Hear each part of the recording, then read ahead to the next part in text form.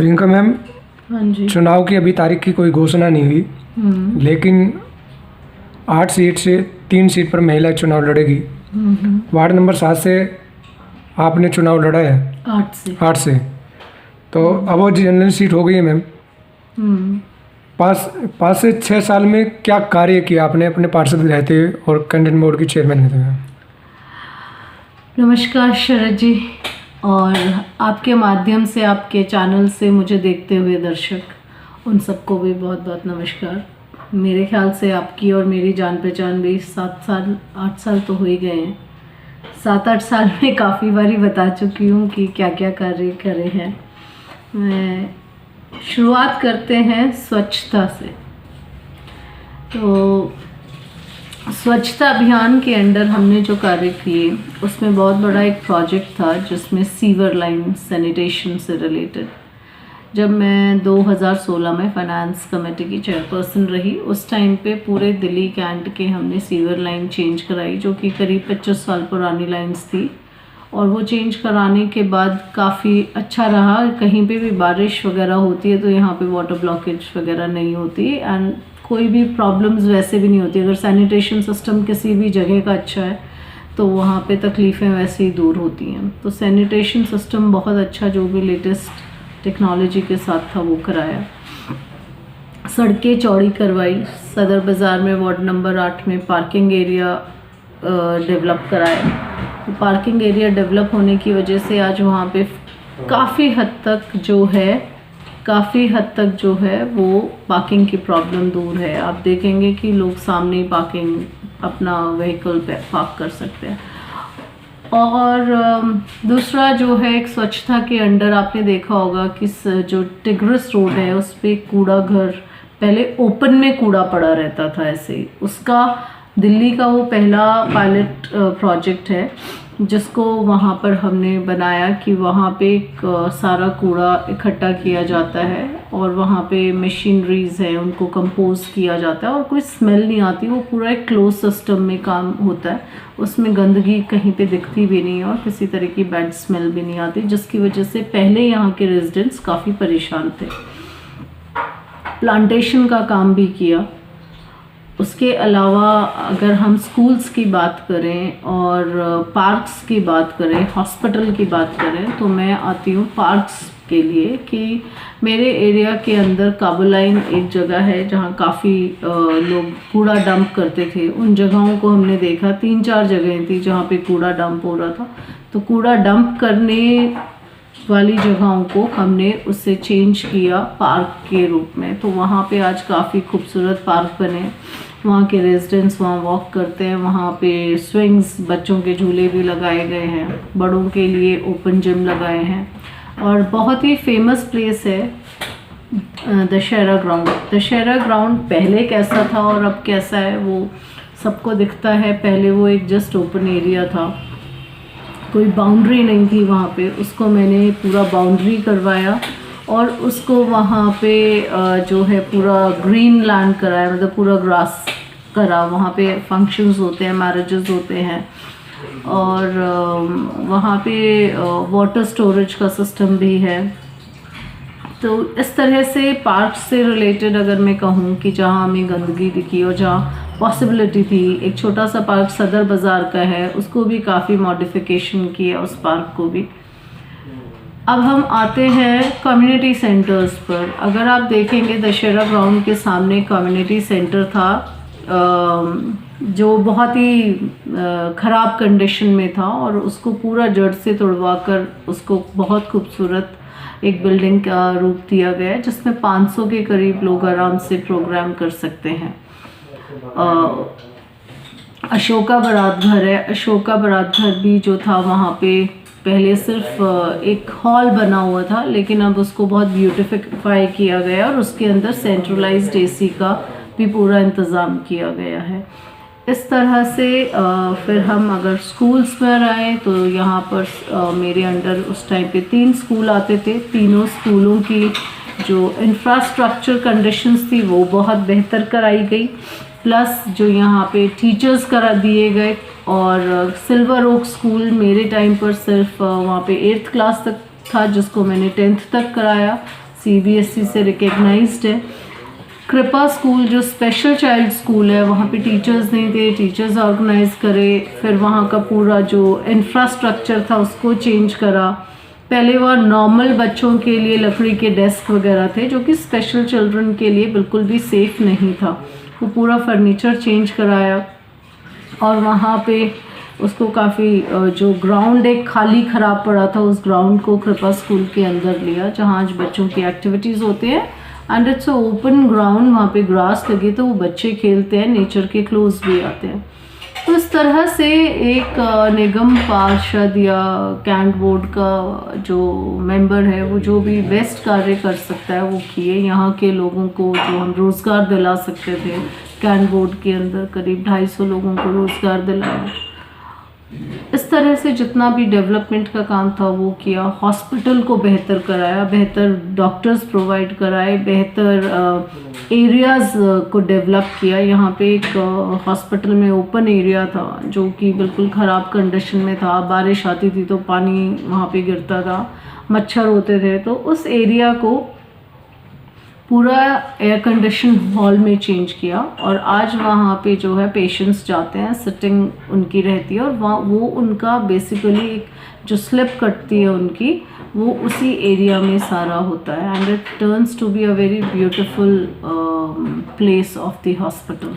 जी, इस तरह के कार्यक्रम के कार्य किए। आपने, मुझे लगता है कि जो आप बोर्ड की उपाध्यक्ष रहते हुए ये कार्य गिनवाए हैं अपने वार्ड नंबर 8 में। ये मैं वार्ड नंबर 8 की बता रही हूँ। ये सब आपके वार्ड नंबर 8 में आते हैं?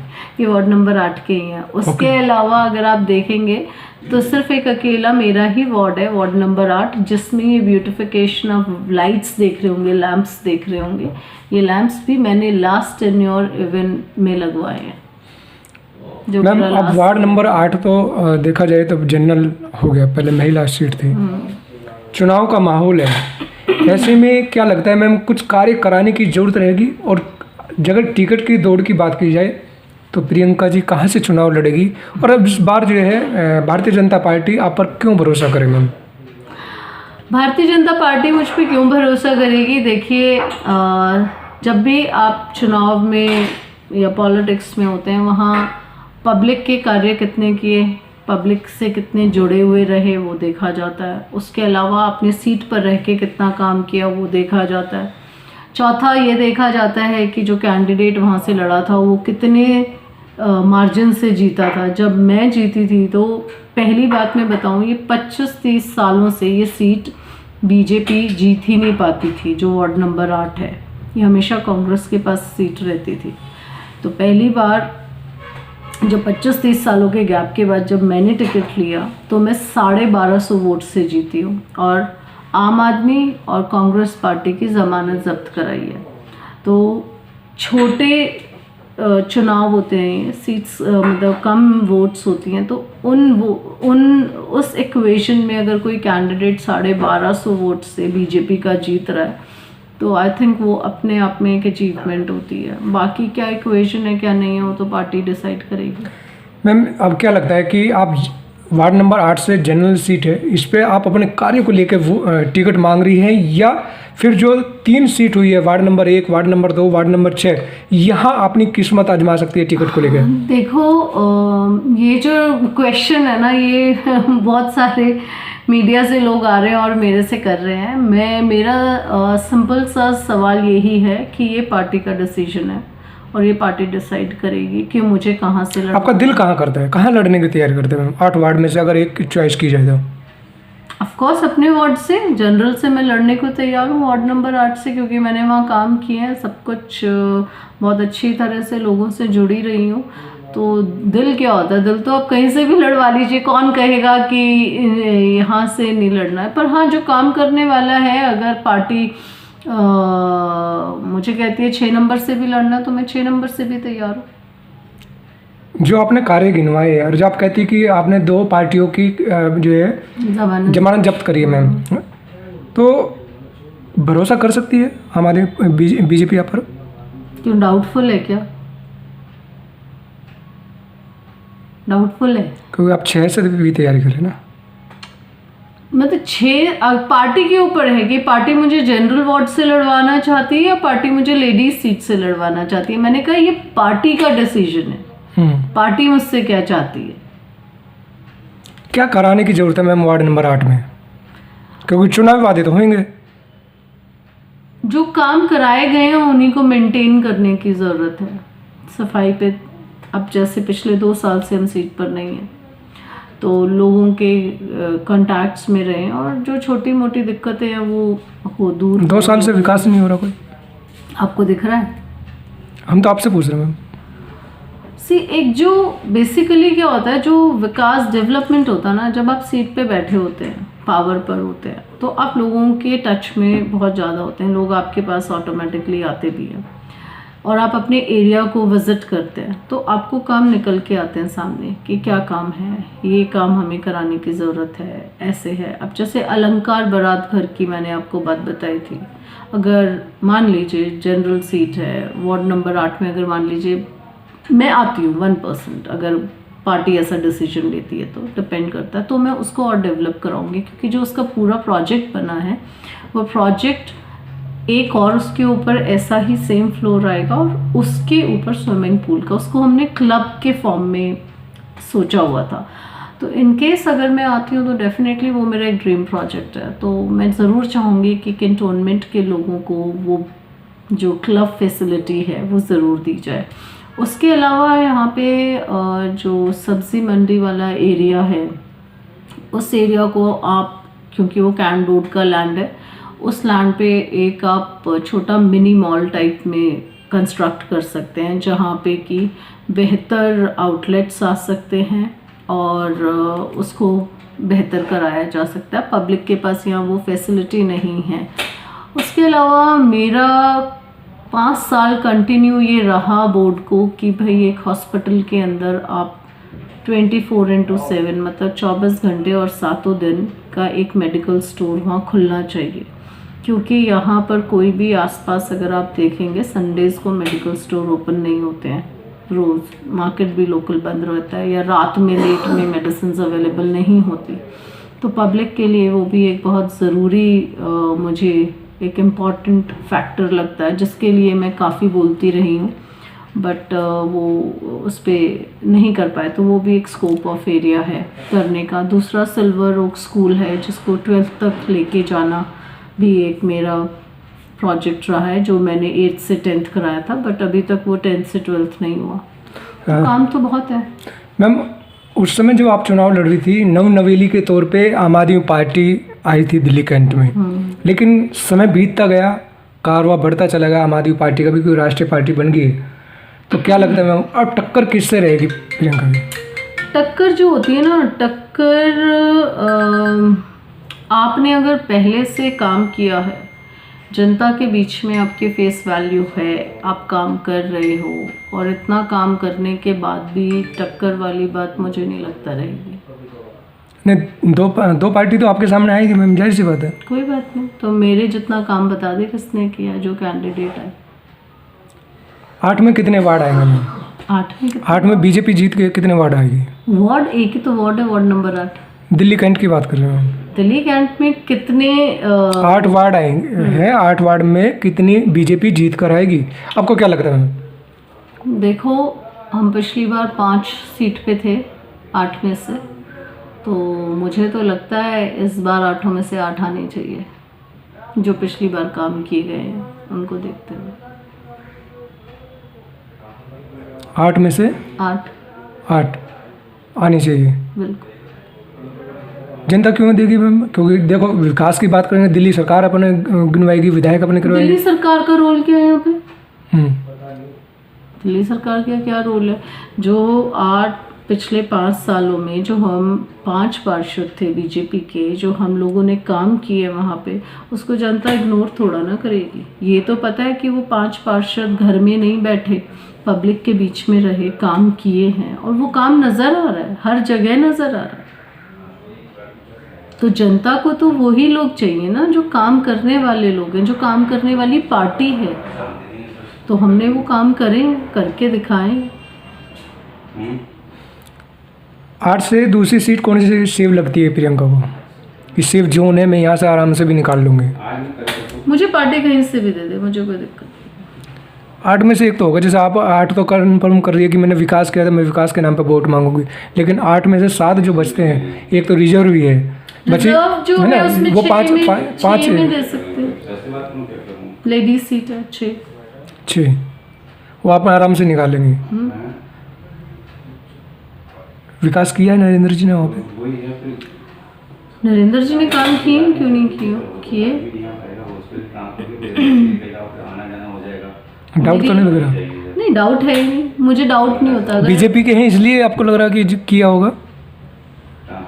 बीजेपी के हैं और बीजेपी के लोग रहे हैं काम करने, और मुझे किसी चीज़ में डाउट नहीं होता। जहाँ डाउट होता है वो काम मैं नहीं करती, डाउट पे आके काम नहीं करती, क्लियर होती हूँ तभी काम करती हूँ। ऐसा नहीं है कि अगर डाउट होगा तो इलेक्शन नहीं लड़ूंगी, डाउट नहीं है इसलिए लड़ रही हूँ। अगर 1% भी डाउट होगा ना, इलेक्शन नहीं लड़ूंगी। मैम टिकट जो है किसके हाथ में है? क्योंकि यहाँ देखा जा रहा दो धड़ों में बीजेपी बटी हुई है मैम। तो टिकट कौन देगा मैम? ग्रुपिज्म लोगों का, ग्रुप मानती है कि दिल्ली कैंट पर ग्रुप है बीजेपी का? ग्रुपिज्म जो है वो लोगों की बनाई हुई थॉट है। बीजेपी क्या है, understand BJP. Ma'am Delhi cantt में बीजेपी का 2 ग्रुप है कि नहीं है? नहीं है। ये मीडिया, आप लोग ग्रुप बना लो, 1 ग्रुप बनाओ, 2 ग्रुप बनाओ, 3 ग्रुप बनाओ, वो अलग बात है। सिस्टम क्या है? ग्रुप से कोई पार्टी चलती है क्या? पार्टी नहीं चलती है ऐसे। पार्टी के सिस्टम से चलती है। संगठन है हमारा, हमारी एमपी हैं, हमारे प्रदेश के अध्यक्ष हैं, हमारे जिला अध्यक्ष हैं। There is a system, you know. एक रिपोर्ट जाती है, पार्टी सोचती है कौन कैंडिडेट है, उनका अपना एक सिस्टम है, अपना एक फॉर्मूला है काम करने का। वहाँ पे ग्रुप नहीं चलेगा, and there is no group. Ma'am जिला अध्यक्ष ने मेरे बयान दिया है मुझे अभी होली पे, जब मैंने पूछा कि जिसके क्षेत्र में आप जाते हो टिकट पक्की मान के चलते हैं अपनी, जब टिकट की दौड़ की बात आ रही तो कहीं ना कहीं लग रहा है कि किसका सपोर्ट है। लेकिन उनका सीधा कहना कि वार्ड कूदने नहीं दूंगा मैं अपने रहते, अगर जो जहाँ से वार्ड कार्यकर्ता है बीजेपी का वो वहीं से ही लड़ेगा। आप 6 से दावा ठोक रही है। मैंने दावा नहीं ठोका, आपने मुझसे क्वेश्चन किया कि वार्ड नंबर 8 को हटा के आप कहाँ से। जिला अध्यक्ष का कैसा बयान देखते हैं मैम? आप या तो मुझसे क्वेश्चन करिए या जिला अध्यक्ष के। Don't put your words in my mouth, you know, that is जिला अध्यक्ष स्टेटमेंट। वो जिला अध्यक्ष है, उनकी अपनी ओपिनियन है, वो अपने हिसाब से कह रहे हैं। मुझे नहीं पता संगठन क्या कर रहा है, वो संगठन से रिलेटेड पर्सन है, ठीक है। मैं एक इलेक्टेड पर्सन हूँ, एक्स। तो ये पार्टी को सोचना है कि पार्टी प्रियंका चौधरी के काम को कंसिडर कहाँ करती है। वो मुझे इलेक्शन करवाना चाहती है, वो मुझे सपोर्टिंग सिस्टम में रखना चाहते हैं, या वो मुझे वार्ड नंबर 6 से देना चाहते हैं। वो कंप्लीटली, हम लोग कोई नहीं होते, हमारा हर डिसीजन पार्टी का डिसीजन होता है। और प्रियंका चौधरी कंप्लीटली कमिटेड है to her party, that is BJP. Priyanka Chaudhary जिला अध्यक्ष के बयान पर कितनी सच्चाई मानती है? कितना लगता है कि वाकई में उन्होंने सच बोला? देखिए, मैंने बोला कि उनका जिला अध्यक्ष का जो सिस्टम है, यू नो, जो उनका तरीका है या वो उनकी जो फंक्शनल लाइन है वो डिफरेंट है। मैं उस फंक्शनल लाइन को नहीं जानती, समझ रहे हो आप। वो संगठन से जुड़े हुए हैं, संगठन के थ्रू काम कर रहे हैं, संगठन क्या डिसीजन लेगा वो मुझे नहीं पता। अब मैं कोई स्टेटमेंट दे दूं, उसको कैसे कोई दूसरा जस्टिफाई करेगा? मेरी अपनी सोच है। अब जिस बारे में मुझे पता ही नहीं है, मैं उस बारे में कैसे जवाब दूं? हो सकता है अब जिला अध्यक्ष है बीजेपी के, तो सोच समझ के कह रहे होंगे, तो मैं उस पर कोई टिप्पणी नहीं कर सकती। मैम मेरा लास्ट क्वेश्चन ये है कि यहाँ की जनता, जो वार्ड की जनता है, वार्ड नंबर 8 की, आपको क्या लगता है कितने वोटों से जीत के आएगी मैम? यहाँ की जनता जो अपने पार्षद को जिताएगी, जो टिकट लेके जो आएगा यहाँ से, अगर प्रियंका जो है टिकट यहाँ से लेकर आती है तो कितने मार्जिन से जीत के आएंगे? और आपका अगर आपको टिकट नहीं मिलता, कहीं और शिफ्ट किया जाता है, तो आपका आने वाला कैंडिडेट वार्ड नंबर 8 से कितने वोटों से जीत जाएगा? देखो वार्ड नंबर 8 में जो भी रहेगा, अगर मैं जीत कर आती हूँ, क्योंकि अब आप देखेंगे कि वोट काफ़ी कम हो गई हैं।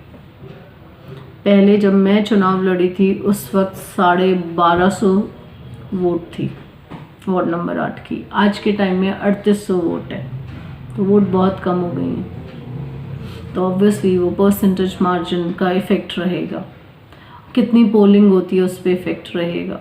बट येस, डेफिनेटली मेरा अगर कुछ रहता है तो मैं फ्लाइंग कलर्स से फ्लाई करके आऊँगी। प्रियंका पूरे बहुमत से जीत का आती है, या फिर जिसे आपने जो है जमानत जब्त कराई है खुद टिकट अगर यहाँ से लेती है, या लगता है कि मझधार में नैया फंस जाएगी कि आप किसी और को टिकट मिलेगी तो वार्ड नंबर 8 से? नहीं, मझधार में नहीं फंसेगी, बीजेपी जीतेगी। मझधार में फंसने के हमने काम ही नहीं किए, कोई और भी आएगा तो जीत जाएगा। ये आपका दावा है? हाँ।